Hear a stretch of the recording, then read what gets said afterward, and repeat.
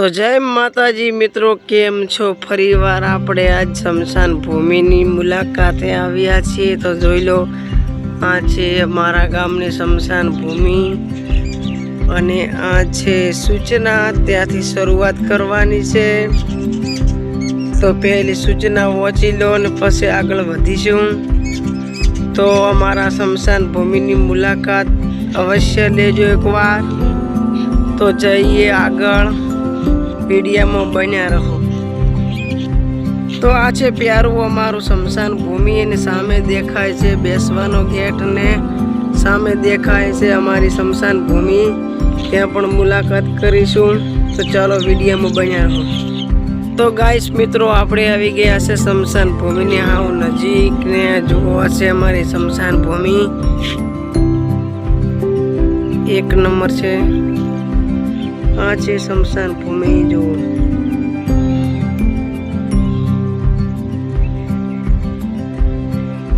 બેસવા માટે।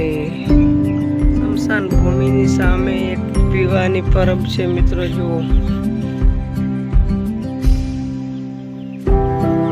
આ બેસવા માટે આ છે।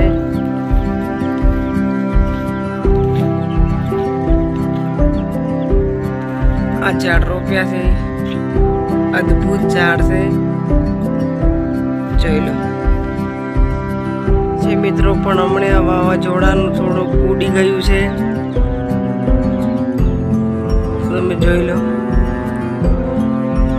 અમારા સ્મશાન ભૂમિમાં વિકાસ તો બહુ છે, પણ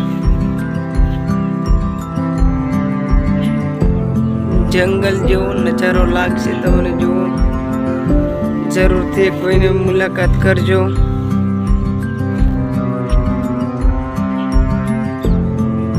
અમારા સ્મશાન ભૂમિની મહત્વની એક જ માણસ મિત્તલબેન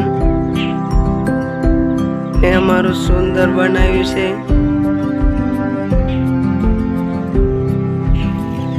અને અમારા ગામના એવા માનનીય શ્રી પ્રમુખભાઈ તે આ સ્મશાન ભૂમિની દેખ રાખે છે અને કાયમ આવે છે, અને આ ઝાડને બહુ જ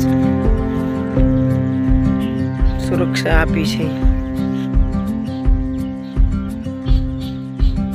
નાના મોટું કામ પણ અમે કરીએ છીએ, કોઈ ઝાડકો બધોનો ખર્ચ ચોખ્ખો કરવાનો હોય એવું પણ અમે કરીએ છીએ। હરેક મિત્રોને વિનંતી છે કે તમારા ગામમાં પણ તમે જ કરી શકશો, કોઈ બીજા નહીં આવે। તો આવીને આવી સ્મશાન ભૂમિ બનાવો અને અદ્ભુત નજારો બનાવો, તે સૌ લોકોને ખબર પડે। જો મિત્રો, કકોડા પણ આવી ગયા છે, જુઓ સ્મશાન ભૂમિમાં।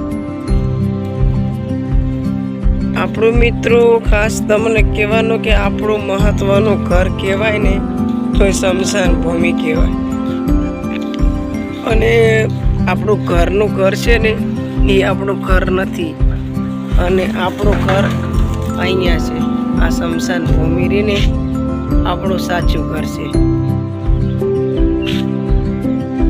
આ આપણું સાચું ઘર છે। જો અમારી સ્મશાન ભૂમિ તમને સારી લાગી હોય તો આગળ શેર કરજો તમામ મિત્રોને।